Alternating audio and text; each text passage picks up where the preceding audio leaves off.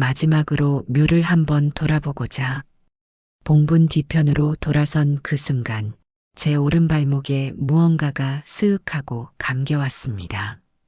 차가운 기운이 살을 타고 뼛속까지 파고들었습니다. 놀라 고개를 돌렸더니 거기엔 검고 거대한 뱀이 제 다리를 조용히 휘감고 있었습니다. 숨이 막히고 말문이 막혔습니다. 소리 하나 내지 않은 채 그 짐승은 저를 올려다보고 있었습니다. 안녕하세요. 구독자 여러분. 오늘도 신비한 이야기로 찾아뵙습니다. 이야기를 시작하기 전에 좋아요 버튼 꾹 눌러주시고 지금 어디서 이야기를 들으시는지 댓글로 적어주세요. 식사 중이신지 잠깐 휴식 중이신지 궁금합니다. 그럼 이야기 시작하겠습니다. 가을볕이 고삿길의 돌담 위로 눅눅하게 내려앉는 오후였습니다. 안동 김씨 종손 김진철 할아버지의 하루는 선산의 조상님들께 문안 인사를 올리는 것으로 시작하여 적막한 마루에 앉아 선산을 바라보는 것으로 끝이 났습니다. 올해 72, 그의 허리는 500년 묵은 고목처럼 굽었고 손마디는 흙과 세월로 다져져 단단한 나무뿌리 같았습니다. 애미애비는 잘 있는 게요. 당신네 손주 녀석은 서울서 돈 버느라 정신이 없는 모양입니다. 할아버지는 증조부의 묘 앞에 도단한 잡초를 맨손으로 뽑아내며 혼잣말처럼 뇌까렸습니다. 대답 없는 무덤을 향한 그의 목소리에는 서운함보다 익숙한 체념이 더 짙게 배어 있었습니다. 전화기 너머로 들려오는 아들의 목소리는 언제나 바빴고 명절이면 보내오는 두툼한 용돈 봉투는 텅 빈 집의 냉기마저 덮이지 못했습니다. 그에게 남은 유일한 소명은 평생을 그랬듯 조상들이 잠든 이 땅을 지키는 것뿐이었습니다. 그날도 할아버지는 선산에서 내려와 툇마루에 앉아 땀을 식히고 있었습니다. 그때 마을 이장인 이 영감이 뽀얀 흙먼지를 일으키며 마당으로 들어섰습니다. 그의 얼굴에는 평소와 다른 조바심과 흥분이 뒤섞여 있었습니다. 어르신, 드릴 말씀이 있어 찾아왔습니다.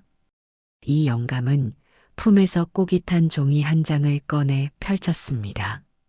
그것은 서울에 본사를 둔 미래건설이라는 회사가 보낸 개발 계획서의 조감도였습니다. 산자락을 따라 최고급 시설을 갖춘 은빛 건물들이 그림처럼 들어앉아 있었습니다. 이게 다 뭔가? 할아버지의 눈썹이 꿈틀거렸습니다. 우리 마을에 명품 실버타운이 들어선답니다. 어르신. 서울 부자들이 내려와 살 집인데 이게 완공만 되면 우리 마을도 땅값이 천정부지로 뛸 겁니다. 보상금도 아주 두둑하게 쳐준다 하고요. 이 영감의 목소리는 기대감으로 떨렸지만 할아버지의 마음은 녹그릇에 담긴 냉수처럼 차갑게 식어버렸습니다. 그림 속 은빛 건물들이 자리한 곳은 다름 아닌 김씨 가문 대대로 조상들을 모셔온 바로 그 선산이었기 때문입니다. 그래서 나더러 조상님들 묘를 파내고 그 땅을 팔라는 소린가? 할아버지의 목소리는 마른 장작처럼 버석거렸습니다.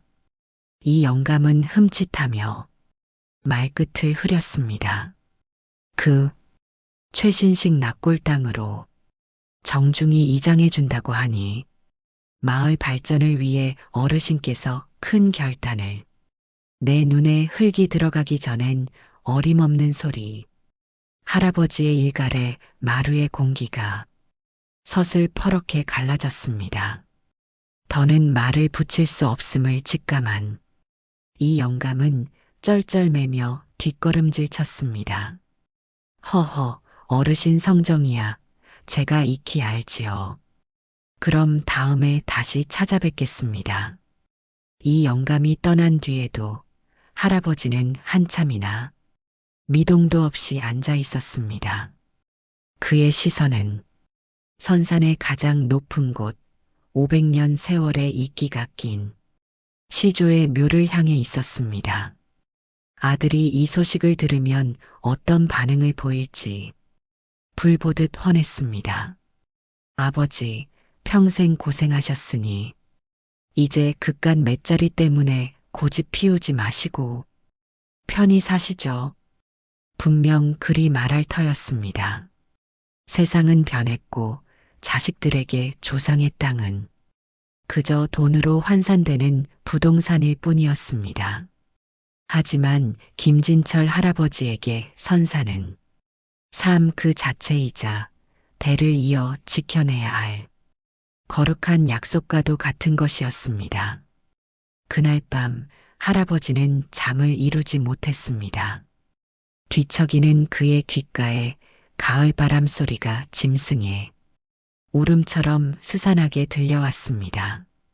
새벽녘이 되어서야 겨우 희미한 잠에 빠져들었을 때 그는 기이하고도 생생한 꿈을 꾸었습니다. 꿈속에서 그는 칠흑 같은 어둠 속 선산의 한가운데 서 있었습니다. 주변의 나무들은 모두 살아있는 생물처럼 꿈틀거렸고 발밑의 흙에서는 축축하고 비릿한 기운이 올라왔습니다. 그때였습니다. 시조의 묘가 있는 쪽에서 땅이 갈라지는 소리가 나더니 집채만한 구렁이가 스르르 기어 나왔습니다. 달빛에 젖은 그것의 비늘은 검은 강철처럼 번뜩였고 사람의 눈이라곤 할 수 없는 깊고 푸른 눈동자는 천년의 세월을 담은 듯 했습니다. 할아버지는 공포에 질려 뒷걸음질 치려 했지만 발이 땅에 붙은 듯 떨어지지 않았습니다. 거대한 구렁이는 그의 앞으로 다가와 뱀의 혀처럼 갈라진 혓바닥을 날름거리더니 이내 그의 오른쪽 발목을 스르르 감아왔습니다. 섬뜩할 정도로 차가운 감촉이었지만 고통은 없었습니다. 다만 온몸을 짓누르는 어마어마한 무게감에 숨조차 쉴 수 없었습니다. 그 순간 귀로 들리는 소리가 아니었습니다. 머릿속을 직접 울리는 듯한 깊고 장엄한 목소리가 그의 영혼을 파고들었습니다. 약속을 잊었느냐? 헉! 김진철 할아버지는 비명을 지르며 자리에서 벌떡 일어났습니다. 온몸은 식은 땀으로 흥건했고 심장은 방망이질을 해댔습니다. 창밖은 아직 동이 트지 않은 푸른 어둠에 잠겨 있었습니다.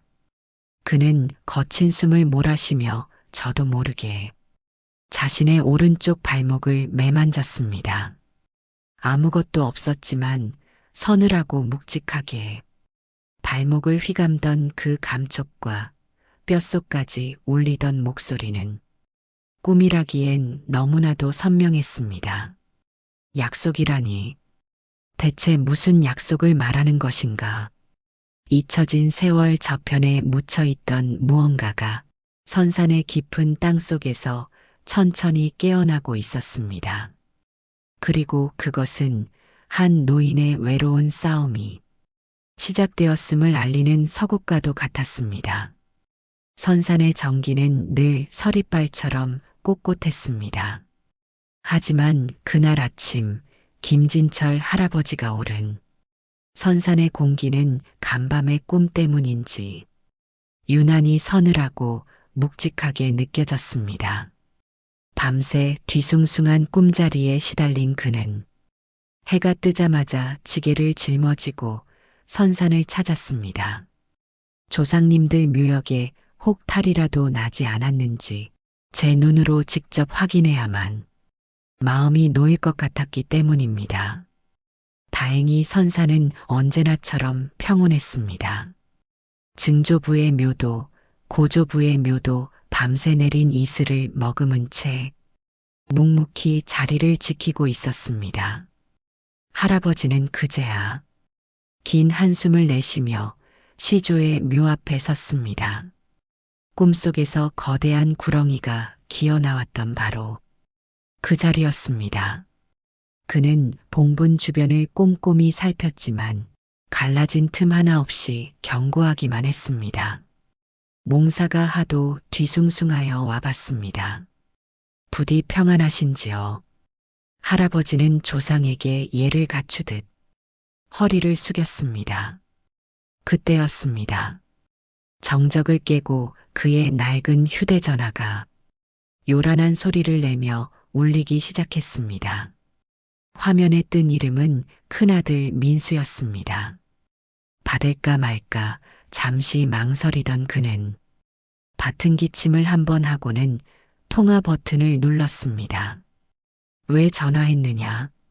퉁명스러운 목소리와는 달리 할아버지의 눈빛에는 희미한 기대가 서려 있었습니다. 아버지, 저 민수입니다. 다름이 아니라 어제 이장님께 전화가 왔었습니다. 아들의 목소리는 평소보다 한 톤 높고 들떠 있었습니다. 불길한 예감이 할아버지의 등줄기를 스치고 지나갔습니다. 마을에 실버타운이 들어온다면서요? 알아보니 미래건설이라고 아주 큰 회사더군요. 근데 개발 부지에 우리 선산이 포함되어 있다고요? 역시나 그 이야기였습니다. 할아버지의 표정이 순식간에 굳어졌습니다. 그래서 뭐, 내 생각도 그 땅을 팔아치우자는 것이냐? 아니, 아버지. 이건 그런 차원의 문제가 아닙니다. 일생일대의 기회라고요. 보상금도 어마어마하고 또 서울 사는 제 지인들에게 벌써 연락이 옵니다. 나중에 완공되면 거기에 자리 하나만 맡아달라고요. 아버지, 평생 그 시골 땅떼기에 얽매여 고생만 하셨으니 이제 이 돈으로 서울 와서 저랑 같이 편하게. 됐다. 할아버지는 아들의 말을 매몰차게 끊었습니다. 전화기 너머로 잠시 침묵이 흘렀습니다. 그 땅은 못 판다. 내가 아니라 내 할애비가 와도 안 되는 일이야. 조상님들이 잠들어 계신 곳을 어찌 돈 몇 푼에 팔아넘긴단 말이냐. 두 번 다시 그 소리 입에 담지 말거라. 할아버지는 그대로 전화를 끊어버렸습니다. 그러나 손에 쥔 휴대전화는 분노와 실망으로 가늘게 떨리고 있었습니다. 그는 힘없이 봉분 옆에 주저앉아 아들 녀석의 철없는 목소리가 떠나지 않는 머리를 감싸 쥐었습니다. 자식에게 조상의 땅은 이제 돈벌이의 기회일 뿐 그 이상도 이하도 아니었습니다. 500년 묵은 서러움이 할아버지의 마른 가슴을 파고드는 듯 했습니다. 아니나 다를까 그날 오후 뽀얀 흙먼지를 일으키며 마당으로 들어선 것은 이장도 동네 사람도 아니었습니다. 번쩍이는 서울 번호판을 단 검은색 세단에서 내린 이는 다름 아닌 그의 아들 김민수였습니다. 서류 가방을 든 채 성큼성큼 걸어 들어오는 아들의 얼굴에는 조급함과 불만이 가득했습니다. 아버지, 도대체 왜 전화를 그렇게 끊으세요? 제가 지금 얼마나 중요한 회의를 미루고 내려왔는지 아십니까? 아들은 툇마루에 앉아있는 아버지를 향해 대뜸 타박부터 쏟아냈습니다. 김진철 할아버지는 말없이 담뱃대만 매만질 뿐 아들을 쳐다보지도 않았습니다. 그 침묵이 민수를 더욱 초조하게 만들었습니다. 아버지, 제발 현실을 좀 보세요. 시대가 변했습니다. 그 낡은 무덤 몇 개 끌어안고 있어봐야 우리한테 뭐가 남습니까? 미래건설에서 제시한 보상금이면 서울의 빌딩 한 채를 살 수 있는 돈입니다. 그걸로 아버지 노후도 편안히 모시고 저도 사업에 보태고 지훈이 유학도 보낼 수 있단 말입니다. 내게는 그저 낡은 무덤 몇 개일지 몰라도 나에게는 내 뿌리이자 내 놈의 뿌리다. 그제야 입을 연 할아버지의 목소리는 바싹 마른 낙엽 같았습니다. 돈이 그리 좋으냐? 돈 때문에 애비 말도 우습고 조상도 팔아먹을 수 있을 만큼 돈이 좋더냔 말이다. 고집 좀 그만 피우세요. 아버지 혼자 고고한 척한다고 세상이 알아줍니까? 이건 우리 가족 모두를 위한 일이라고요. 민수는 결국 언성을 높였습니다.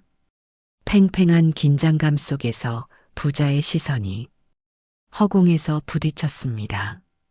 한평생 땅을 지키며 살아온 아버지의 굳건한 눈빛과 어떻게든 아버지를 설득해 이익을 취하려는 아들의 욕망 어린 눈빛이었습니다.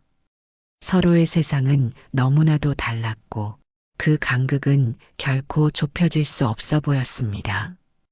바로 그때 대문 밖에서 경쾌한 자동차 경적 소리가 2번 울렸습니다. 민수의 차보다 훨씬 고급스러워 보이는 흰색 외제차 한 대가 마당 입구에 멈춰 섰습니다. 차에서 내린 사람은 서글서글한 인상에 말끔한 양복을 차려입은 중년의 사내였습니다. 어르신, 그리고 아드님. 갑작스럽게 찾아뵈어 죄송합니다. 사내는 예의 바르게 허리를 숙이며 자신을 소개했습니다. 저는 미래건설 개발 총책임자 박상무라고 합니다. 아드님과 이미 통화는 나누었습니다만 어르신께 직접 설명해 드리고자 이렇게 먼 길을 찾아왔습니다. 박상무라는 사내의 등장은 마치 잘 짜인 연극의 한 장면 같았습니다. 그는 능숙한 솜씨로 서류 가방에서 두툼한 서류철을 꺼내 할아버지 앞에 펼쳐 보였습니다. 그 안에는 어지러운 숫자와 법률 용어로 가득 찬 계약서, 그리고 파격적인 액수의 보상금이 명시된 별지가 첨부되어 있었습니다. 아들 민수의 눈이 탐욕으로 번들거렸습니다. 김진철 할아버지는 흙먼지 낀 손으로 계약서를 밀어냈습니다. 그의 시선은 박상무의 서글서글한 웃음 뒤에 숨겨진 차가운 탐욕을 꿰뚫어 보는 듯 했습니다. 볼 것 없네. 조상님들 잠든 땅은 한 평도 내어줄 수 없으니 그만 돌아가시게. 단호한 거절. 아들의 얼굴은 실망으로 일그러졌고 박상무의 미소에는 처음으로 미세한 균열이 생겼습니다. 굳게 닫힌 늙은 종손의 마음은 돈과 논리로는 결코 열 수 없는 자물쇠와도 같았습니다. 아버지와 아들 사이, 전통과 현대 사이에 골은 이제 돌이킬 수 없을 만큼 깊게 패이고 있었습니다.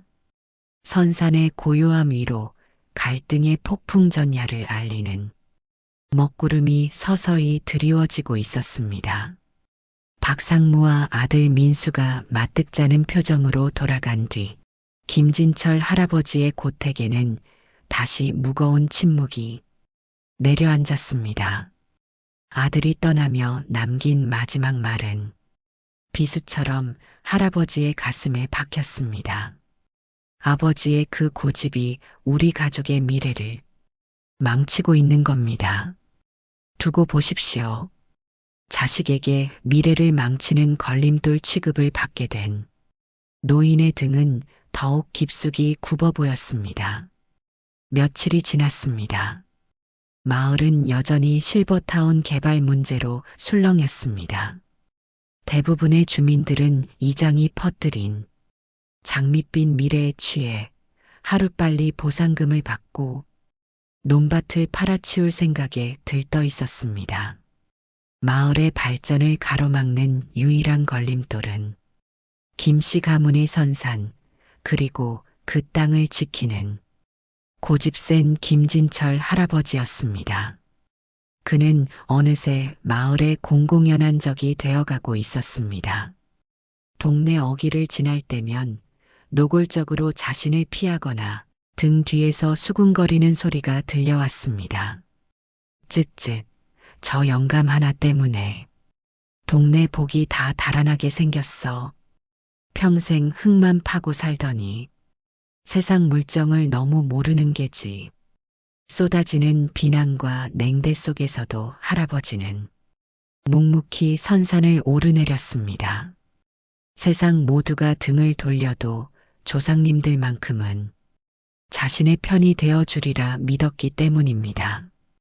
그러던 어느 날부터인가 선산을 둘러싸고 기이한 일들이 일어나기 시작했습니다. 그의 가을은 유난히도 가물었습니다. 한 달 넘게 비 한 방울 내리지 않아 마을에 개울은 바닥을 드러냈고 집집마다 식수로 쓰던 우물도 말라붙어 주민들의 시름이 깊어졌습니다. 그런데 이상하게도 선산 중턱에 있는 작은 약수터만은 예외였습니다. 마을 사람들이 모두 이제 약수터도 끝났다고 포기했을 무렵 할아버지는 혹시나 하는 마음에 물지개를 지고 약수터를 찾았습니다. 놀랍게도 바위 틈에서 솟아나는 물줄기는 조금도 줄지 않고 예전처럼 콸콸 쏟아져 나오고 있었습니다. 심지어 물을 한 모금 마셔보니 그 맛이 평소보다 훨씬 달고 시원하게 느껴졌습니다. 마치 땅의 가장 깊은 곳에서부터 끌어올린 정수 같았습니다. 이 소문은 금세 마을로 퍼져나갔고 사람들은 반신반의하며 물동이를 들고 선산으로 모여들었습니다. 제 눈으로 마르지 않는 약수터를 확인한 사람들은 참으로 신기한 일이다. 산신령님이 도우셨나 보다라며 혀를 내둘렀습니다. 하지만 아무도 그것이 선산 자체의 기운 때문이라고는 생각지 않았습니다. 기이한 징조는 거기서 그치지 않았습니다.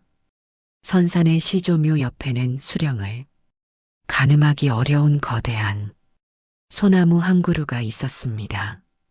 할아버지가 어릴 적부터 그 소나무는 이미 속이 비고 가지가 말라 금방이라도 쓰러질 것처럼 위태롭게 서 있었습니다. 그런데 그 앙상한 고목의 가지 끝에서 믿을 수 없게도 파릇파릇한 새순이 돋아나기 시작한 것입니다. 며칠 사이 새순은 무섭게 자라나 마치 수십 년의 세월을 거슬러 올라간 듯 푸른 생명력으로 빛났습니다. 연이어 벌어지는 불가사의한 일들 앞에서 김진철 할아버지는 지난밤의 꿈을 다시 떠올렸습니다. 발목을 휘감던 거대한 구렁이와 약속을 잊었느냐고 묻던 그 목소리. 할아버지는 이것이 단순한 우연이 아니라 선산에 잠든 무언가가 보내는 경고이자 징표임을 직감했습니다. 약속, 대체 그 약속이 무엇일까? 그날 밤 할아버지는 마치 무언가에 이끌리기라도 한 듯 대대로 내려오는 족보와 문서들을 보관해두는 뒤줄을 열었습니다. 조명 냄새와 퀴퀴한 먼지가 코를 찔렀지만 그는 아랑곳하지 않고 손때 묻은 고서들을 하나하나 꺼내기 시작했습니다. 그리고는 등잔불 밑에서 돋보기를 쓴 채 밤을 새워가며 빛바랜 종이들을 뒤적였습니다. 새벽닭이 울 무렵 할아버지는 거의 헤어져가는 낡은 종이 뭉치 하나를 발견했습니다. 그것은 역대 종손들만이 인수인계 받는다는 가산 기록서였습니다. 앞부분은 농가 밭의 위치, 노비의 수 등 일반적인 재산 목록이 기록되어 있었지만 맨 마지막 장에 이르러 할아버지는 숨을 멈췄습니다. 붓글씨의 주인은 분명 오대조 할아버지였습니다.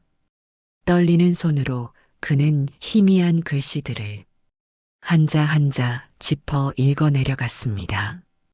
차지비토, 내수호 지옥맥, 개오백년 전, 시조여 지신임약, 용수차지칙 후손봉지, 약배신탐리, 칙가문필멸, 자손무후의, 진토지하, 유천년지약, 대대계지.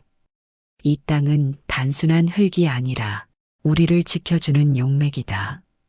대저 500년 전 시조께서 땅에 신과 약조를 세우시니 용이 이 땅을 지키면 후손은 그 뜻을 받들라 하였다. 만약 신의를 저버리고 이익을 탐하면 가문은 반드시 멸망하고 자손이 끊어질 것이다. 흙먼지 아래 천년의 약속이 있으니 대대손손 경계할지어다. 할아버지의 눈이 크게 뜨였습니다. 온몸에 소름이 돋았습니다. 고문서에 적힌 지신과 용, 그리고 천년의 약속이라는 구절. 꿈속의 거대한 구렁이는 바로 이 땅을 지키는 수호신이었던 것입니다. 족보에나 나오는 전설인 줄로만 알았던 이야기가 눈앞의 현실로 다가온 순간이었습니다. 이제 그는 확신할 수 있었습니다. 선산을 파는 것은 단순히 조상의 묘를 옮기는 것이 아니라 가문의 명운을 끊어버리는 배신행위라는 것을. 네, 이놈들. 김진철 할아버지의 입에서 분노 섞인 신음이 터져나왔습니다. 그는 자신을 비난하는 마을 사람들도 철없는 아들도 탐욕스러운 개발업자도 두렵지 않았습니다. 지금 그가 가장 두려워하는 것은 천년의 약속을 깨뜨렸을 때 닥쳐올 가문의 멸망이었습니다. 그의 싸움은 이제 단순한 고집이 아니라 잊혀진 약속을 지키기 위한 거룩한 사투가 되었습니다. 먼지가 쌓인 고문서는 등잔 불빛 아래서 마치 살아 숨쉬는 듯한 엄숙한 기운을 내뿜고 있었습니다. 고문서를 통해 선산의 비밀을 알게 된 김진철 할아버지의 신념은 더욱 굳건해졌습니다. 그것은 이제 맹목적인 고집이 아니라 가문의 명운을 짊어진 종손의 사명감이었습니다. 그는 마을 사람들을 찾아가 마르지 않는 약수터와 죽은 소나무에서 새순이 돋아난 이야기를 하며 이 땅이 평범한 땅이 아니라는 것을 설득하려 애썼습니다. 하지만 그의 진심 어린 호소는 노망난 영감의 헛소리로 치부될 뿐이었습니다. 사람들의 귀에는 할아버지의 말보다 미래건설이 약속한 달콤한 보상금 액수가 훨씬 더 크게 들렸습니다. 김영감, 산에서 물이 좀 더 나온다고 그게 뭐 대수요? 나무에 싹 좀 났다고 밥이 나옵니까? 돈이 나옵니까? 어르신이 자꾸 고집을 피우시니 개발사 쪽에서도 보상금 재협상은 없다고 엄포를 놓습니다. 마을 사람 전체가 어르신 하나 때문에 피를 보게 생겼단 말입니다. 돌아오는 것은 날 선 원망과 차가운 외면뿐이었습니다. 할아버지는 자신이 점점 더 깊은 수렁 속으로 빠져드는 듯한 고립감을 느꼈습니다. 한편 할아버지의 완고한 태도에 애가 닳기는 미래건설의 박상무도 마찬가지였습니다. 그에게 김씨 가문의 선사는 실버타운 프로젝트의 심장과도 같은 위치였습니다. 그 땅을 확보하지 못하면 전체 계획이 수포로 돌아갈 판이었습니다. 몇 번의 회유가 실패로 돌아가자 서글서글했던 그의 얼굴에서는 미소가 사라지고 그 자리에 냉혹한 탐욕이 고개를 들기 시작했습니다. 박상무는 이제 전공법이 아닌 교활하고 비열한 방법으로 할아버지를 옥죄어 오기 시작했습니다. 그는 먼저 마을 민심을 더욱 적극적으로 흔들었습니다. 마을 회관에 텔레비전과 냉장고 같은 가전제품들을 기증하고 경로잔치를 성대하게 열어주며 환심을 샀습니다. 그리고는 은근슬쩍 헛소문을 퍼뜨렸습니다. 저희가 사실 김진철 어르신께는 다른 분들보다 몇 배나 높은 보상금을 제안했습니다. 그런데도 저렇게 버티시는 건 아마 더 큰 돈을 받아내려는 속셈이 아니겠습니까? 저 노인네 욕심 때문에 마을 전체의 개발이 늦어지고 있으니 참으로 안타까운 일입니다. 이 말은 걷잡을 수 없이 퍼져나가 할아버지는 순식간에 마을 발전을 가로막는 욕심 많은 노인으로 낙인 찍히고 말았습니다.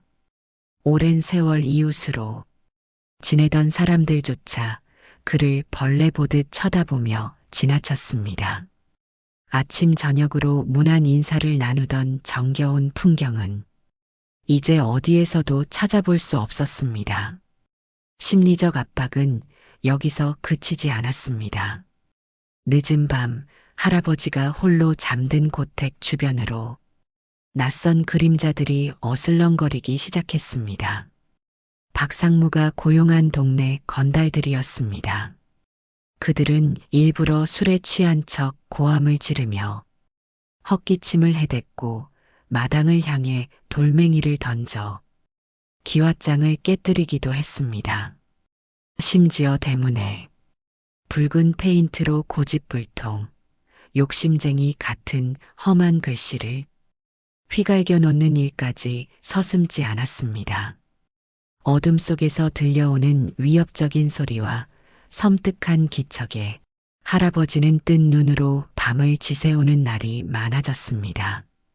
경찰에 신고도 해봤지만 그들은 술 취한 사람들의 객기일 뿐 증거가 없다며 번번이 빈손으로 돌아갔습니다.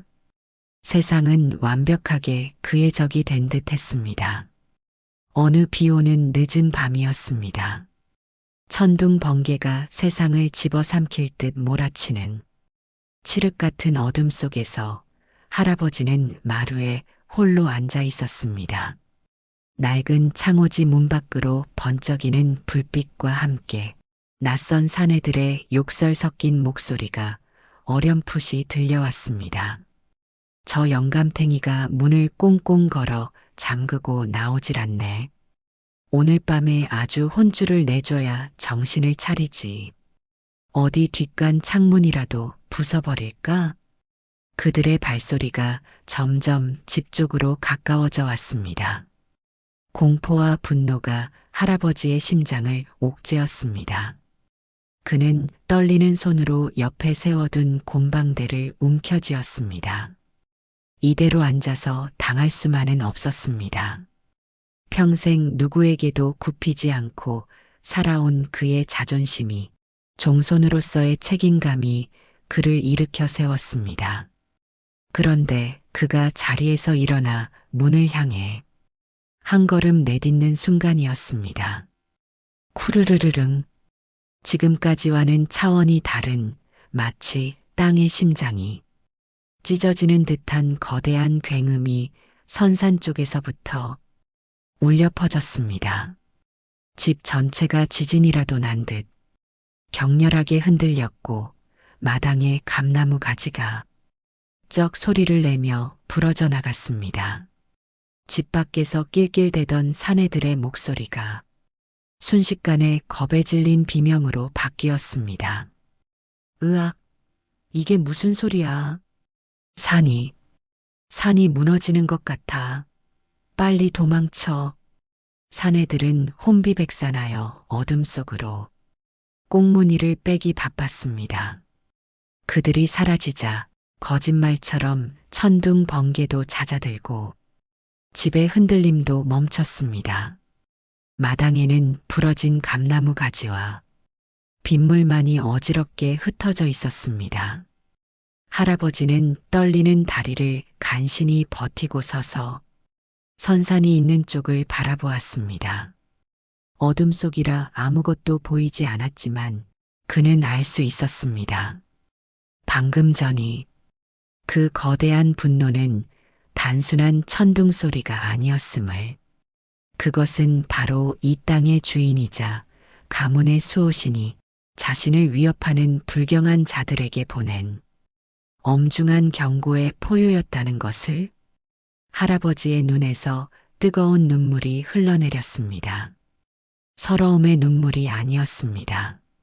세상 모두가 자신을 버렸다고 생각한 순간 이름 모를 조상의 영물이 자신을 지켜주고 있다는 사실에 대한 감격과 안도의 눈물이었습니다. 고맙소, 고맙소이다. 아무도 없는 어둠을 향해 할아버지는 흐느끼며 감사의 인사를 올렸습니다. 그의 외로운 싸움에 이제 보이지 않는 거대한 지원군이 함께하고 있었습니다. 검은 그림자의 압박은 더욱 거세지겠지만 그는 더 이상 혼자가 아니었습니다. 선산에서 울려 퍼진 괴이한 굉음과 땅의 진동은 할아버지를 위협하던 불량배들뿐만 아니라 온 마을을 공포에 떨게 만들었습니다. 다음 날 아침 사람들은 밤새 무슨 일이 있었는지 알아보려 너도 나도 밖으로 나왔습니다. 이상하게도 지진의 흔적이나 산사태의 조짐은 어디에도 없었습니다. 오직 김진철 할아버지의 집 마당에 부러진 감나무 가지만이 간밤의 소동이 현실이었음을 증명할 뿐이었습니다. 사람들은 필시 산신령이 노하신계하라며 두려움에 떨었고 며칠간은 낯선 이들의 발길이 뚝 끊겼습니다. 할아버지에게는 잠시나마 평화가 찾아왔지만 그의 마음은 오히려 더욱 무겁고 착잡했습니다. 수호신이 직접 노여움을 드러낸 것은 상황이 그만큼 위급하다는 뜻이었기 때문입니다. 그는 서울의 아들에게 다시 전화를 걸었습니다. 민수야, 이 애비 말 좀 들어다오. 그저께 밤 선산이 울었다. 땅이 흔들리고 천둥 같은 소리가 났단 말이다. 이 땅은 정말 보통 땅이 아니야. 우리 조상님들께서 지켜오신. 하지만 아들의 반응은 싸늘하기만 했습니다. 아버지, 그거 뉴스 보니까 요 며칠 밤에 국지성 소나기가 심했다던데요. 천둥 소리를 헛들으셨거나 아니면 요즘 너무 신경이 예민해지셔서 그러시는 겁니다. 제발 그런 헛된 생각 좀 마시고 현실을 보세요. 미래건설 쪽에서 다음 주까지 결정하지 않으면 계약은 없던 걸로 하겠다고 최후 통첩이 왔단 말입니다. 철벽 같은 불신 앞에서 할아버지는 결국 모든 것을 포기하고 싶은 절망감에 휩싸였습니다. 아들도 마을 사람들도 세상 그 누구도 자신의 말을 믿어주지 않았습니다. 의지할 곳이라고는 이제 보이지 않는 수호신과 말이 없는 조상들의 무덤뿐이었습니다. 내가 뭘 어떻게 더 해야 한단 말인가. 달마저 구름 뒤에 숨어버린 칠흑 같은 밤. 김진철 할아버지는 마지막 지푸라기라도 잡는 심정으로 조촐한 재물을 준비했습니다. 맑은 샘물 한 그릇과 창고에 남아있던 마른 과일, 몇 알이 전부였습니다. 그는 무거운 발걸음으로 다시 선산을 올랐습니다. 낮에 익숙한 풍경과는 달리 밤의 선산은 미지의 존재들이 숨쉬는 듯한 깊고 신성한 기운으로 가득했습니다. 할아버지는 가장 오래된 시조의 묘 앞에 재물을 차리고 흙바닥에 풀썩 무릎을 꿇었습니다. 굽은 등이 한없이 작아 보였습니다. 그리고는 목청껏 피를 토하는 심정으로 절규하기 시작했습니다. 조상님들, 그리고 이 땅을 지키신다는 영물이시여. 듣고 계시다면 대답 좀 해주시오. 이 못난 후손이 어찌해야 이 위기를 넘길 수 있겠습니까? 저 불경한 놈들이 당신들 잠드신 이 땅을 파헤치려 하고 내 자식 놈은 애비의 말을 노망으로 치부합니다. 제가 대체 뭘 어찌해야 합니까? 그의 처절한 외침이 메아리가 되어 산 전체에 울려 퍼졌습니다. 흐느낌이 격해져 어깨가 들썩일 때였습니다. 스르르르. 등 뒤에서 수천 개의 낙엽이 한꺼번에 쓸리는 듯한 기이한 소리가 들려왔습니다. 할아버지는 흠칫하며 고개를 돌렸습니다. 바로 그 순간 땅이 저 깊은 곳에서부터 울리는 듯한 미세한 진동이 발끝에서부터 전해져 왔습니다. 그리고 마침내 할아버지의 눈앞에서 믿을 수 없는 광경이 펼쳐졌습니다. 그가 무릎 꿇고 있던 시조의 묘 앞쪽 단단했던 땅이 마치 물이 스며든 갯벌처럼 부드럽게 부풀어 오르기 시작했습니다. 이내 진흙처럼 변한 흙더미 속에서 검고 거대한 머리 하나가 서서히 솟아올랐습니다. 간밤의 꿈에서 보았던 바로 그 거대한 구렁이. 아니, 그것은 단순한 구렁이가 아니었습니다. 머리에는 사슴의 것과 같은 작은 뿔이 돋아 있었고 두 눈은 칠흑 같은 어둠 속에서도 스스로 빛을 발하는 푸른 보석처럼 형형하게 빛나고 있었습니다. 수백, 수천 년의 지혜와 위엄을 담은 그 눈빛은 감히 정면으로 마주하기 어려울 정도로 압도적이었습니다. 흙과 이끼로 뒤덮인 그것의 몸통은 산의 일부가 그대로 솟아난 듯 거대했습니다. 이무기, 전설로만 듣던 바로 그 존재였습니다. 할아버지는 입을 벌린 채 아무 소리도 내지 못했습니다. 공포를 넘어선 경외감에 온몸이 얼어붙는 듯 했습니다. 이무기는 흙 속에서 상반신을 완전히 드러내고는 거대한 머리를 숙여 할아버지의 눈앞까지 다가왔습니다. 차갑고 비릿한 흙냄새가 그의 코를 찔렀습니다. 이무기는 입을 열지 않았습니다. 하지만 그때 할아버지의 머릿속으로 직접 흘러들어오는 듯한 낮고 장엄한 목소리가 울려 퍼졌습니다. 꿈속에서 들었던 바로 그 목소리였지만 비교할 수 없을 만큼 선명하고 힘이 있었습니다. 가여운 후손이여, 너의 절규가 나의 천년 잠을 깨웠노라. 텔레파시. 할아버지는 이것이 현실이라는 것을 믿을 수가 없었습니다. 그는 떨리는 목소리로 간신히 물었습니다. 당신은 정말로 우리 가문의 수호신이십니까? 나는 이 산의 정기이자 너희 가문의 명운 그 자체이니라. 너희의 시조는 훗날 용이 될 나에게 이 땅의 평온을 맡겼고 나는 그 약속을 지키기 위해 500년을 이곳에 머물렀다. 이무기의 목소리에는 태산과도 같은 무게감이 실려 있었습니다. 저 아래의 인간은 이 땅의 기운을 탐하는 도적일 뿐 단순한 개발업자가 아니니라. 그의 목적은 돈이 아니라 왕기가 서린 이 땅의 용맥을 끊고 그 힘을 취하려는 것이다. 만약 저자가 이곳에 쇠붙이를 박는 순간 그 칼날은 너희 가문의 심장을 꿰뚫게 될 것이며 대는 끊기고 집안은 풍비박산 날 것이다. 가문이 몰락한다니요. 약속은 지켜져야만 의미가 있는 법. 내가 힘을 잃으면 나를 믿고 의지하던 너희 가문 또한 함께 힘을 잃는 것이 하늘의 이치다.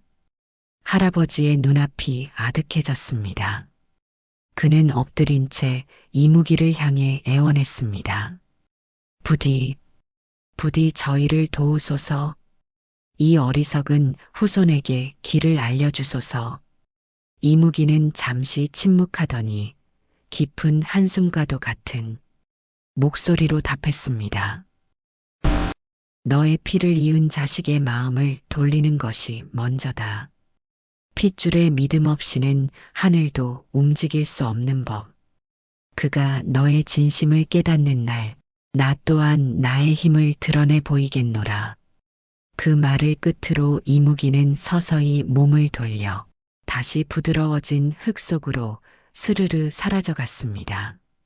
마치 한바탕 꿈을 꾼 것처럼 땅은 언제 그랬냐는 듯 원래의 단단한 모습으로 돌아왔습니다. 남은 것은 제물로 바쳤던 샘물 그릇 주변에 선명하게 찍힌 뱀의 비늘과도 같은 기이한 자국뿐이었습니다. 김진철 할아버지는 한참 동안 그 자리에 엎드려 있었습니다. 심장은 여전히 미친 듯이 뛰고 있었지만 더 이상의 두려움은 없었습니다.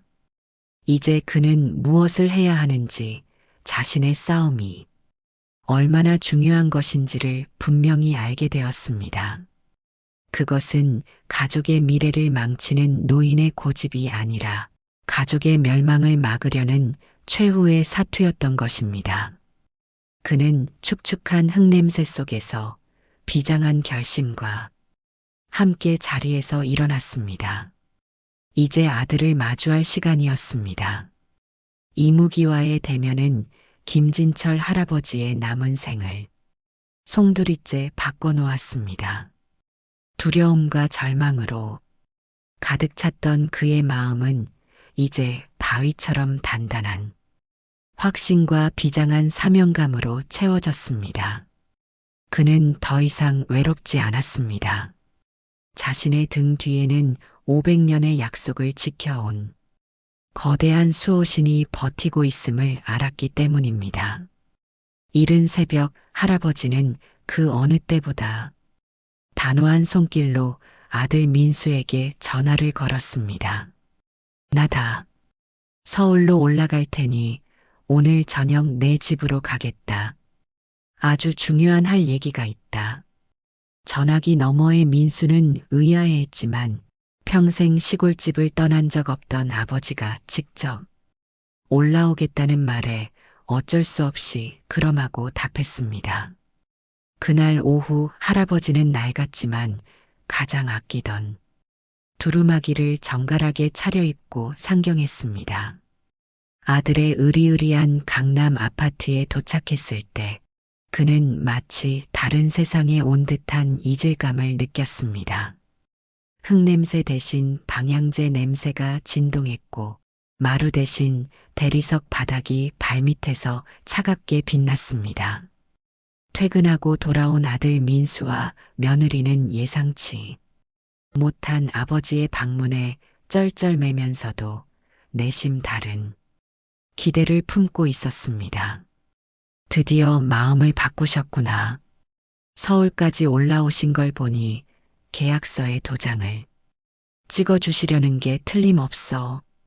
하지만 저녁 식사 후 소파에 마주 앉은 할아버지의 입에서 나온 말은 그들의 기대를 산산조각 냈습니다.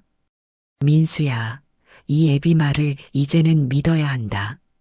할아버지는 지난밤 선산에서 겪었던 일을 떨리는 목소리로 하지만 한자 한자 힘주어 이야기하기 시작했습니다.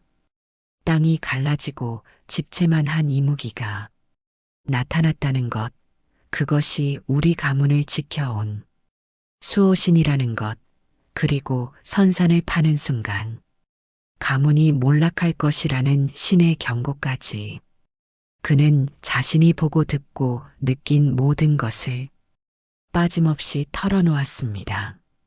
이야기가 진행될수록 아들 민수의 표정은 황당함에서 깊은 우려로 그리고 마침내는 차가운 실망감으로 변해갔습니다.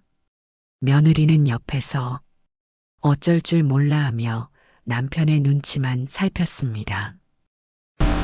그래서 아버지, 지금 정말로 선산의 이무기가 나타났다는 말씀을 하시는 겁니까? 민수가 믿을 수 없다는 듯 되물었습니다. 그의 목소리에는 이제 아버지에 대한 걱정보다 비합리적인 고집에 대한 짜증이 더 크게 실려 있었습니다. 그렇다니까 내 두 눈으로 똑똑히 보고 그 목소리를 직접 들었단 말이다. 할아버지의 절박한 외침에 민수는 깊은 한숨을 내쉬며 고개를 저었습니다. 그리고는 곁에 있는 며느리에게 마치 보라는 듯이 하지만 아버지를 향해 냉정하게 말했습니다. 아버지, 이제 그만하시죠. 제가 어리석었습니다. 아버지가 외로우시고 또 개발건으로 스트레스를 많이 받으셔서 잠시 헛것을 보신 모양입니다. 요즘 나이 드신 분들이 겪는다는 선망 증세 같은 걸 수도 있고요. 뭐, 내 애비를 지금 노망난 늙은이 취급하는 것이냐? 할아버지의 얼굴이 분노로 붉게 타올랐습니다. 그러나 아들은 한치도 물러서지 않았습니다. 그럼 제가 이 말을 믿어야 정상입니까? 21세기의 이무기라니요. 아버지, 제발 현실을 직시하세요. 이건 아버지 혼자만의 문제가 아닙니다. 회사에서는 저를 보고 이 간단한 일 하나 처리 못하는 무능한 놈이라고 수군대고 박상무는 제가 아버지를 일부러 막고 있는 건 아닌지 의심하고 있습니다. 아버지의 그 헛된 망상 때문에 제 인생까지 엉망이 되고 있단 말입니다. 결국 아들의 입에서 망상이라는 단어까지 튀어나오자 할아버지의 눈빛은 깊은 상처를 입고 무너져 내렸습니다. 자신이 평생을 바쳐 지켜온 신념과 목숨을 걸고 마주했던 신비로운 체험이 자식에게는 그저 노망든 늙은이의 망상으로 치부되는 순간이었습니다. 그는 더 이상 말을 잇지 못하고 입술만 파르르 떨었습니다. 그때 조용히 대화를 듣고 있던 손자 지훈이가 조심스럽게 입을 열었습니다. 아빠, 그래도 할아버지가 거짓말하실 분은 아니잖아요. 지훈아, 넌 가만 있어. 어른들 얘기하는데 끼어드는 거 아니야. 민수는 아들을 매섭게 쏘아붙인 뒤 자리에서 일어났습니다. 그리고는 아버지의 마음을 돌리는 것은 불가능하다고 판단한 듯 최후의 결심을 굳힌 얼굴로 말했습니다. 아버지, 더 이상은 안 되겠습니다. 이 일은 제가 알아서 처리하겠습니다. 아버지가 온전치 못한 정신으로 잘못된 판단을 내리시는 걸 자식으로서 더는 두고 볼 수 없습니다. 그의 말은 아버지를 위하는 듯 했지만 실상은 자신의 뜻대로 일을 처리하겠다는 선전포고였습니다. 그가 말하는 처리란 아버지의 인감도장을 몰래 가져다가 위임장을 만들어 계약을 강행하겠다는 뜻임을 할아버지는 직감할 수 있었습니다. 네, 이놈이 기어이.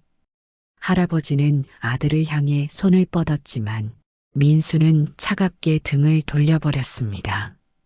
그는 서재로 들어가는 척하며 몰래 외투를 챙겨 입었습니다. 인감도장을 찾으러 당장이라도 시골집으로 달려갈 기세였습니다.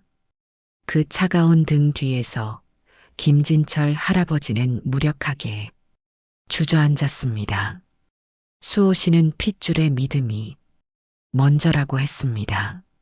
하지만 핏줄은 그의 심장에 가장 날카로운 비수를 꽂았습니다. 아들에게 완전히 버림받았다는 깊은 절망감, 그리고 이제 어떤 방법으로도 가문의 위기를 막을 수 없다는 처절한 패배감이 그의 온몸을 덮쳐왔습니다. 훤히 불이 켜진 아들의 아파트는 세상에서 가장 외롭고 어두운 동굴처럼 느껴졌습니다. 온 가족이 모인 거실의 공기는 살얼음판처럼 차갑게 얼어붙었습니다. 할아버지는 아들에게 받은 깊은 상처와 무력감에 망연자실해 있었고, 아들 민수는 아버지를 정신병자 취급한 것에 대한 일말의 죄책감보다 자신의 계획을 실행에 옮겨야 한다는 조급함이 더 커 보였습니다. 그는 겉으로는 아버지를 걱정하는 척하며 서재에서 업무를 보는 듯 했지만 실은 밤이 깊어지기만을 기다리고 있었습니다. 모두가 잠들면 몰래 집을 빠져나가 시골로 향할 참이었습니다. 이 모든 숨막히는 광경을 불안한 눈으로 지켜보던 유일한 사람이 있었습니다. 바로 손자 김지훈이었습니다. 올해 16, 사춘기의 한가운데를 지나는 도시 아이였지만 그의 마음속에는 아직 때 묻지 않은 순수함과 진실을 알아보는 맑은 눈이 남아 있었습니다. 지훈이는 아빠가 할아버지에게 망상이라며 소리치던 순간 할아버지의 눈빛에 스치던 깊은 절망을 보았습니다. 그것은 단순히 자신의 말이 무시당한 것에 대한 분노가 아니었습니다. 평생을 걸고 지켜온 소중한 무언가가 무참히 짓밟히는 것을 목격한 사람의 처절한 슬픔이었습니다. 우리 할아버지는 절대로 없는 이야기를 지어낼 분이 아니신데, 밤이 깊어 모두가 각자의 방으로 돌아간 뒤 지훈이는 잠을 이룰 수 없었습니다. 할아버지가 했던 이야기, 특히 500년 전 시조께서 땅의 신과 약조를 세웠다는 대목이 뇌리에서 떠나지 않았습니다. 할아버지의 서재에는 오래된 책들이 많다는 것이 떠올랐습니다. 어쩌면 그 약조에 대한 기록이 남아있을지도 모른다는 막연한 호기심이 고개를 들었습니다. 지훈이는 조심스럽게 할아버지의 방문을 열었습니다. 할아버지는 잠들지 못한 채 창밖의 어두운 도시 풍경을 멍하니 바라보고 있었습니다. 인기척에 놀라 고개를 돌린 할아버지는 손자를 보고 희미하게 미소 지었습니다. 지훈이냐, 왜 아직 안 자고? 할아버지, 궁금한 게 있어서요. 옛날에 우리 조상님이 땅의 신이랑 약속했다는 거 진짜예요? 어디 책 같은 데에 남아 있어요? 손자의 순수한 질문에 할아버지의 눈빛이 희미하게 흔들렸습니다. 그는 아무도 자신의 말을 믿어주지 않는 이 칠흑 같은 상황 속에서 손자의 작은 관심 하나가 꺼져가던 심지에 다시 불을 붙이는 듯한 느낌을 받았습니다. 시골집 뒤주에 그런 기록이 있긴 하다만 다음 날 새벽 아들 민수는 모두가 잠든 틈을 타 시골집으로 떠났습니다. 그의 목적은 오직 하나, 인감도장이었습니다. 그가 떠난 것을 확인한 할아버지는 말없이 자신의 짐을 챙겼습니다. 이제 더 이상 이 차가운 집에 머물 이유가 없었습니다. 하지만 그가 현관문을 나설 때 지훈이가 어느새 옷을 챙겨 입고 따라 나섰습니다. 할아버지, 저도 같이 갈래요. 학교는 어쩌고 하루쯤 빠져도 괜찮아요. 저 할아버지가 말한 그 기록서 보고 싶어요. 그리고 선산에도 한번 가보고 싶고요.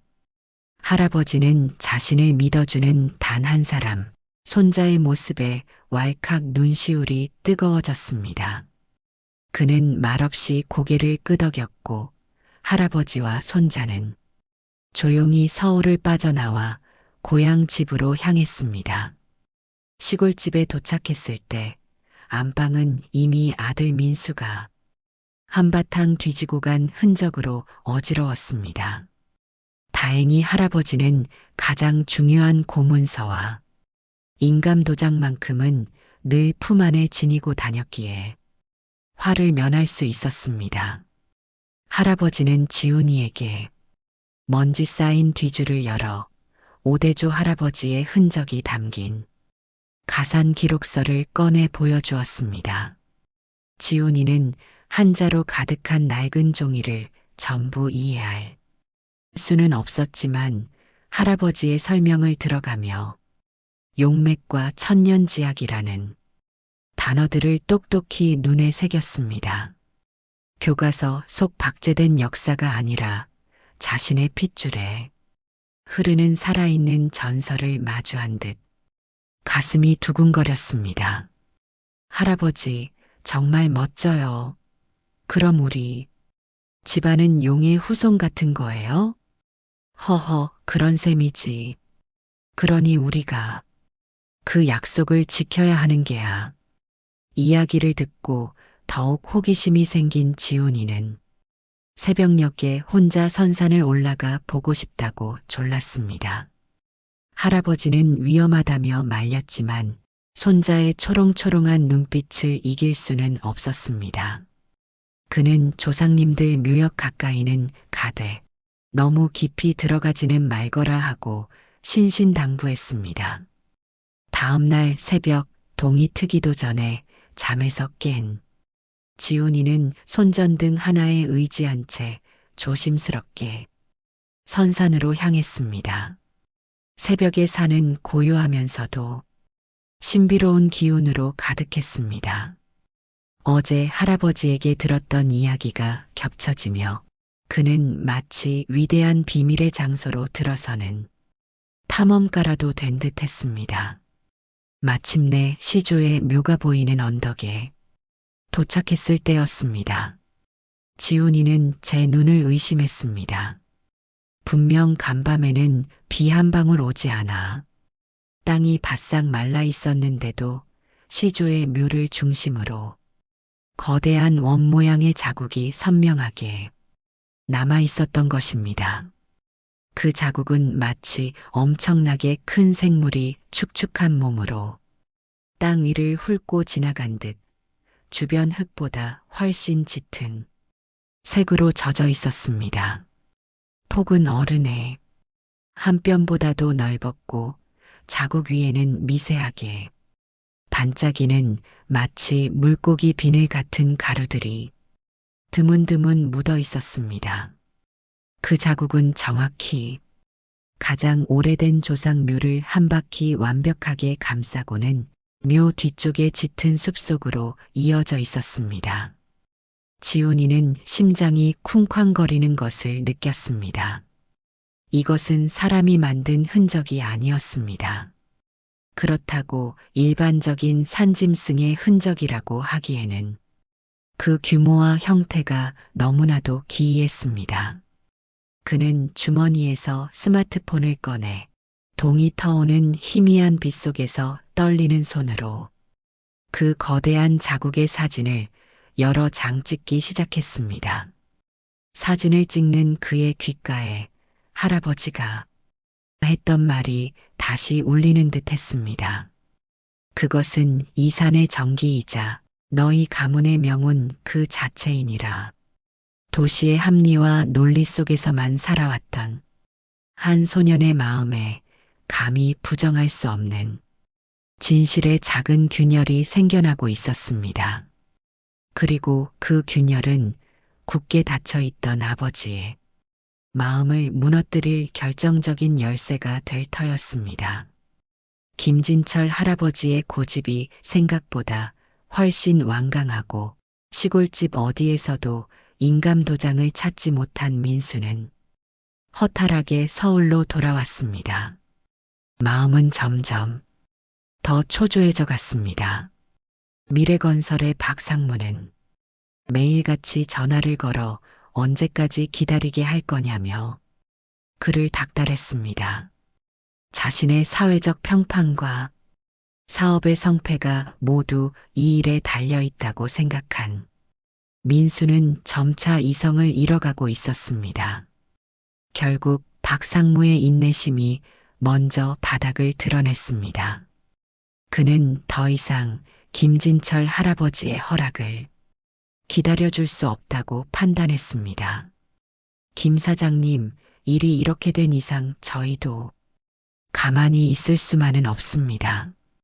일단 저희 측량팀과 장비 일부를 현장에 투입시켜 경계 부근에서부터 작업을 시작해야겠습니다. 일종의 시위인 셈이죠.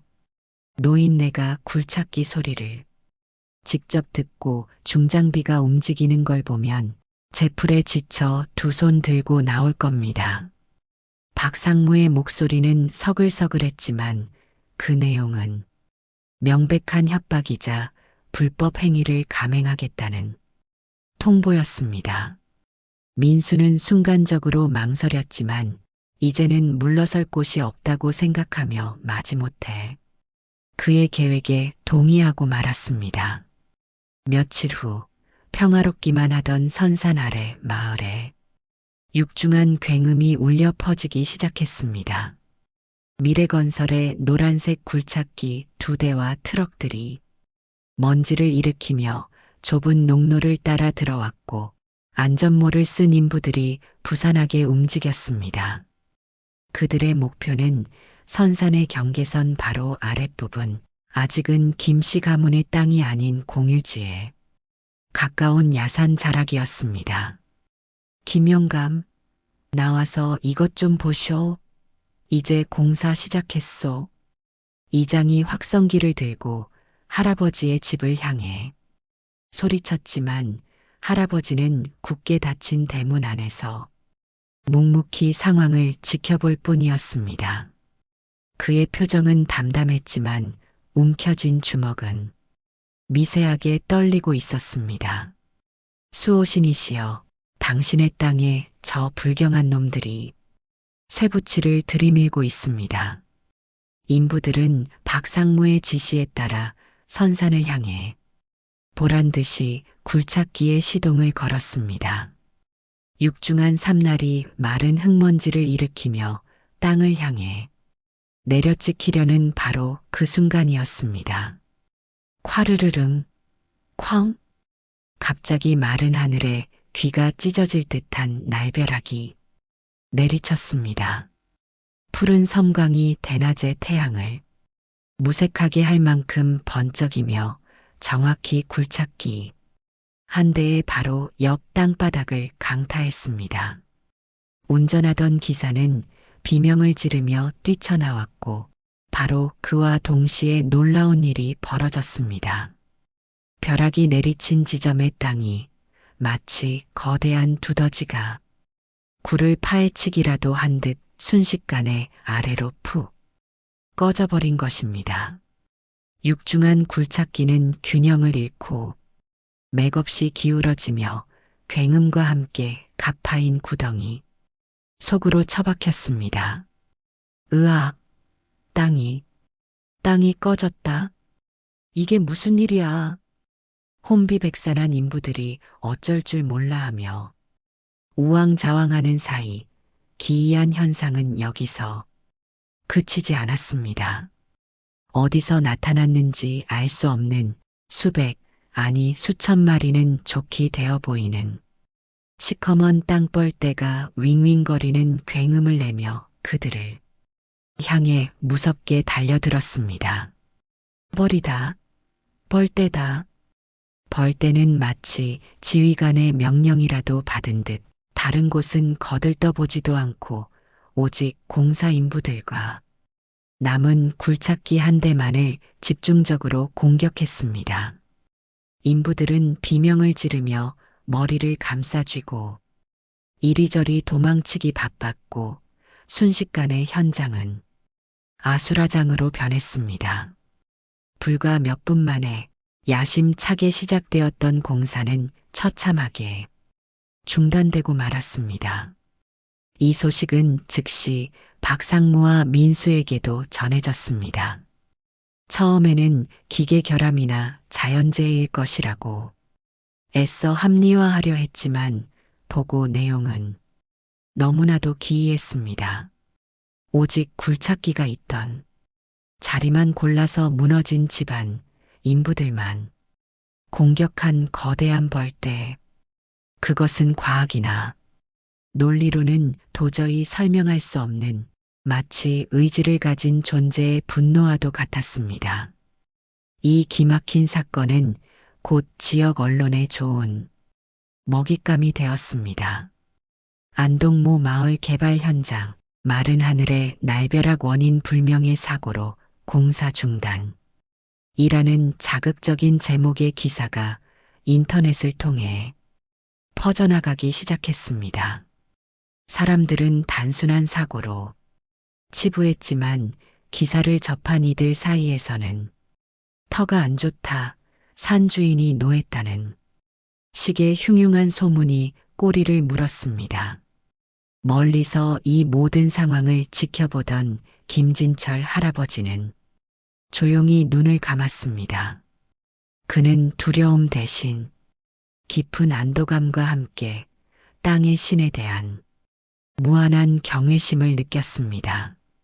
이것은 단순한 경고를 넘어선 명백한 심판의 시작이었습니다.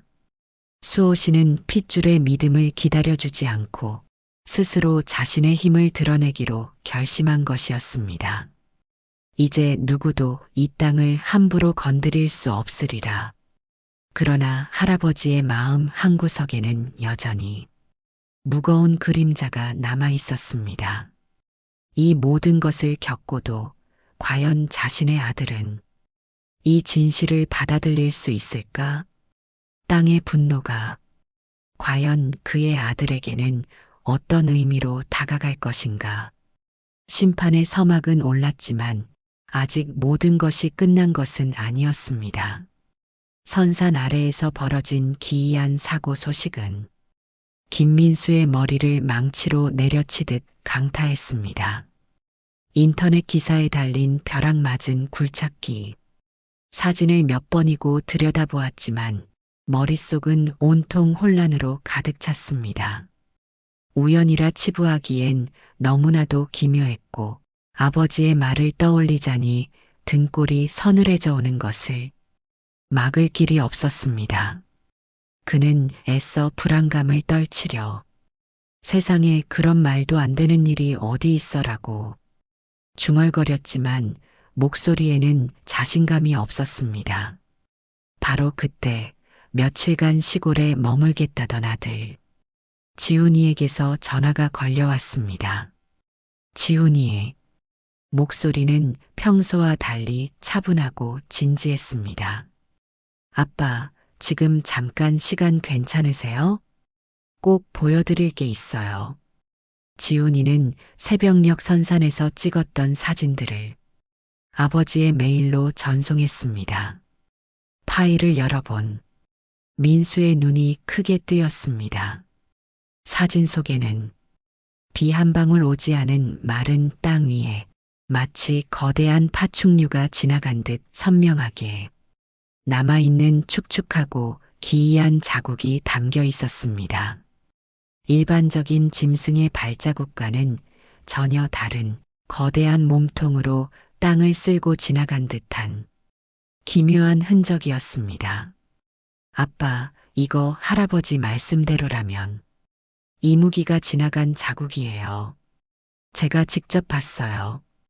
그리고 지훈이는 할아버지 서재에서 보았던 고문서의 용맥과 천년지약에 대한 이야기를 더듬더듬 꺼내 놓았습니다.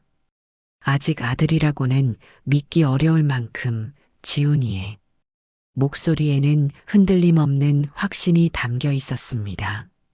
할아버지는 노망나신 게 아니에요, 아빠. 우리한테 뭔가를 지키려고 혼자 싸우고 계셨던 거예요.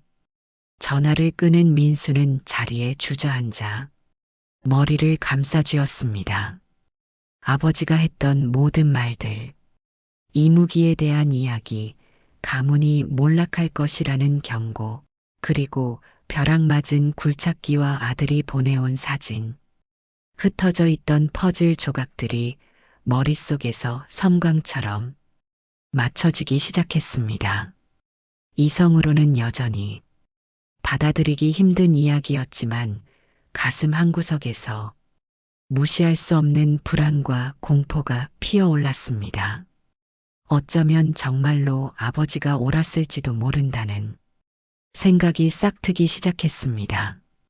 그의 혼란에 쐐기를 박는 사건이 터진 것은 바로 그날 오후였습니다. 미래건설 불법 공사 강행, 관련 공무원의 뇌물수수 정황 포착이라는 속보가 주요 뉴스의 헤드라인을 장식했습니다.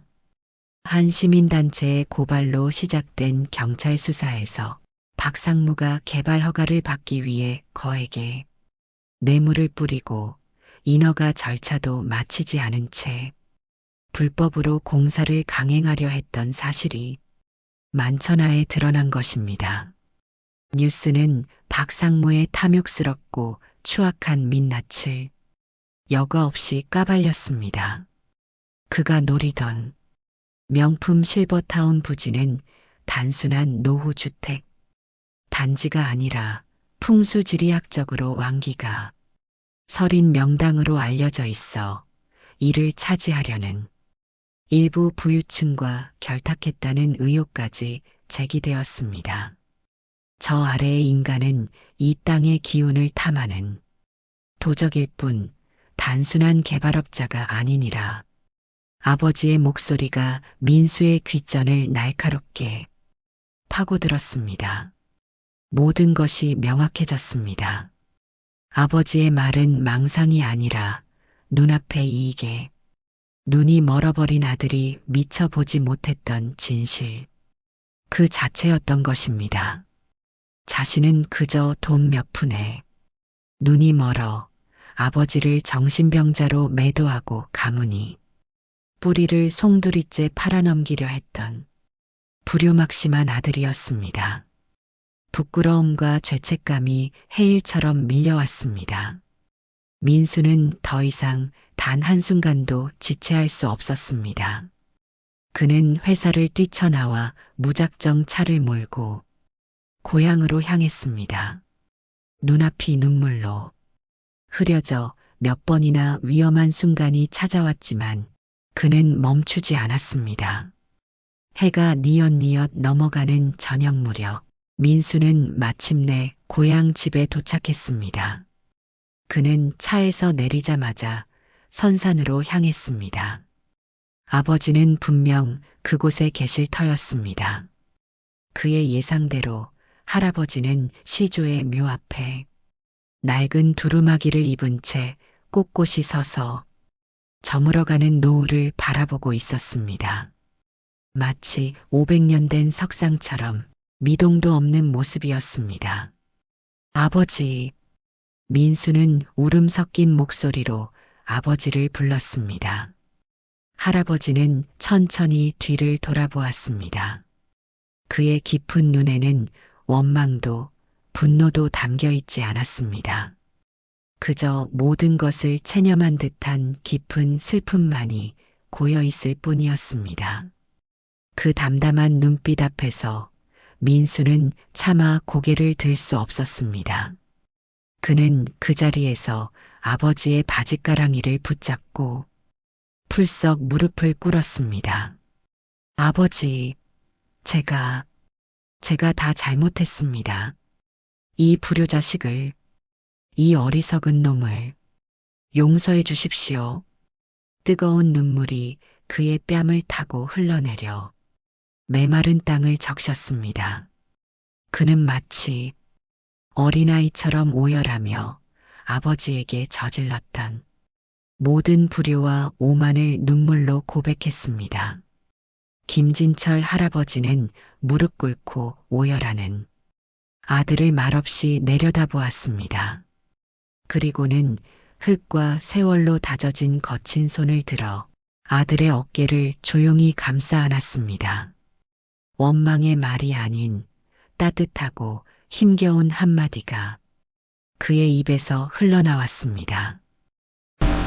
이제라도 알아주니 됐다. 500년 묵은 서러움과 갈등이 씻겨 내려가는 순간이었습니다. 아버지와 아들은 한참 동안 서로를 부둥켜 안고 말이 없었습니다. 지는 해의 마지막 햇살이 부자의 화해를 그리고 마침내 하나가 된 핏줄의 힘을 따스하게 비추고 있었습니다. 이제 그 어떤 시련도 두렵지 않았습니다. 마침내 땅의 수호신이 기다리던 그 순간이 온 것입니다. 아버지와 아들의 눈물 젖은 화해가 이루어진 후 세상의 흐름은 마치 막혔던 물고가 터지듯 빠르게 제자리를 찾아갔습니다. 미래건설의 불법 비리는 걷잡을 수 없이 큰 사회적 파장을 일으켰습니다. 박상무는 뇌물 공여 및 불법 개발 시도 혐의로 즉시 구속되었고 여론의 문매를 맞은 미래건설은 실버타운 개발 계획을 전면 백지화한다고 발표했습니다. 탐욕으로 가득 찼던 검은 그림자는 허망하게 흩어졌습니다. 권선징악은 거기서 그치지 않았습니다. 선산에서 벌어졌던 기이한 사건들, 즉 마른 하늘의 날벼락과 원인 불명의 집안 붕괴, 그리고 수천 마리의 벌떼 출현 등은 과학적으로 설명되지 않는 미스터리로 남았습니다. 하지만 이 사건들이 왕기가 서린 명당을 불법으로 차지하려 했던 개발사와 결부되면서 세간의 관심은 김씨 가문의 선산으로 쏠렸습니다. 몇몇 학자들과 풍수지리학자들이 현장 조사를 나왔고 그들은 놀라운 사실을 발견했습니다. 선산 일대의 생태계가 매우 독특하게 보존되어 있었고 특히 수백 년 된 고송들과 희귀 식물들이 군락을 이루고 있다는 것이었습니다. 이들은 이곳은 단순한 산이 아니라 그 자체로 살아있는 자연 박물관과도 같다며 높은 학술적 가치를 평가했습니다. 결국 안동시 지자체는 주민들과 전문가들의 의견을 수렴하여 김씨 가문의 선산을 포함한 일대 지역을 자연문화유산보호구역으로 지정한다고 공표했습니다. 헐값에 팔려나갈 뻔했던 조상의 땅은 이제 돈으로 환산할 수 없는 명예로운 가치를 지닌 땅으로 거듭나게 된 것입니다. 세월이 흘러 계절이 두어 번 바뀌었습니다. 김진철 할아버지의 고택은 더 이상 적막하지 않았습니다. 주말이면 서울의 아들 민수와 손자 지훈이가 찾아와 집 안가득 온기를 채웠습니다. 사업을 정리하고 귀향을 준비하는 민수는 이제 아버지의 곁에서 땅의 소중함을 배우는 겸손한 제자가 되었습니다. 그는 아버지와 함께 지게를 지고 선산을 오르내리며 흙냄새 속에서 진정한 행복을 찾아가고 있었습니다. 아버지, 이 소나무 정말 대단하네요. 작년만 해도 다 죽어가던 나무였는데 민수가 푸르게 살아난 고송을 보며 감탄했습니다. 이 땅의 기운이 살아있다는 증거지. 우리가 잘 모시고 지켜야 할 이유이기도 하고 할아버지의 얼굴에는 온화한 미소가 걸려 있었습니다. 지훈이 역시 주말마다 할아버지 댁에 내려와 지내는 것을 가장 큰 즐거움으로 여겼습니다. 그는 더 이상 스마트폰만 들여다보는 도시 아이가 아니었습니다. 할아버지에게 족보와 고문서를 배우고 약초를 캐러 다니며 자연의 이치를 몸으로 익혔습니다. 어느 맑은 가을날이었습니다. 할아버지와 아들, 그리고 손자 3대가 함께 선산에 올라 시조이 묘에 묵묵히 절을 올렸습니다. 김진철 할아버지는 조상의 묘를 바라보며 마음속으로 보이지 않는 수호신에게 깊은 감사의 인사를 전했습니다. 덕분에 이 못난 후손이 가문의 뿌리와 약속을 지켜낼 수 있었습니다. 부디 이 땅에서 평안히 잠드소서. 그의 마음이 전해지기라도 한 듯 갑자기 맑고 시원한 바람이 불어와 선산의 소나무들을 부드럽게 흔들었습니다. 마치 수호신이 이제 됐다고 화답하는 듯한 기분 좋은 속삭임이었습니다. 할아버지는 그 바람 속에서 더 이상 외롭지도 두렵지도 않았습니다. 자리에 앉아 휴식을 취하던 지훈이가 할아버지에게 물었습니다. 할아버지, 그럼 이무기는 이제 다시 안 나타나요? 할아버지는 인자한 눈빛으로 손자를 바라보며 답했습니다. 이무기는 사라진 것이 아니다. 저 소나무의 잎사귀 하나에도, 저 바위 틈에서 솟는 물 한 모금에도, 그리고 내 핏줄 속에도 그 기운이 항상 살아 숨쉬고 있는 게야. 우리가 이 땅을 잊지 않고 조상을 공경하는 한 그분은 언제나 우리와 함께 계실 게다. 진정한 믿음이란 눈에 보이는 기적을 쫓는 것이 아니라 보이지 않는 소중한 가치를 마음으로 지켜나가는 것임을 할아버지는 깨닫고 있었습니다. 김진철 할아버지는 이후로도 오랫동안 아들과 손자의 사랑 속에서 평화로운 노년을 보냈습니다. 그의 굽은 허리와 거친 손마디는 더 이상 고단한 삶의 흔적이 아니라 잊혀진 약속을 지켜낸 자랑스러운 훈장이었습니다. 그는 가끔 툇마루에 앉아 맑은 하늘을 올려다보곤 했습니다. 하늘에는 이따금 길고 거대한 용의 형상을 한 구름이 유유히 흘러가곤 했습니다. 그럴 때마다 할아버지의 얼굴에는 모든 것을 다 이루었다는 자의 온화하고 깊은 미소가 가득 피어났습니다. 진토, 흙먼지 아래 묻혀있던 천년의 약속은 한 노인의 굽히지 않는 신념을 통해 마침내 다시 깨어났습니다. 그리고 그 약속은 이제 아들과 손자의 가슴에 새로운 씨앗으로 심겨 대대손손 이어질 가문의 굳건한 뿌리가 될 터였습니다. 오늘의 이야기가 마음에 와 닿으셨다면 좋아요 버튼 꼭 눌러주세요. 또 다른 이야기로 찾아뵙겠습니다. 감사합니다.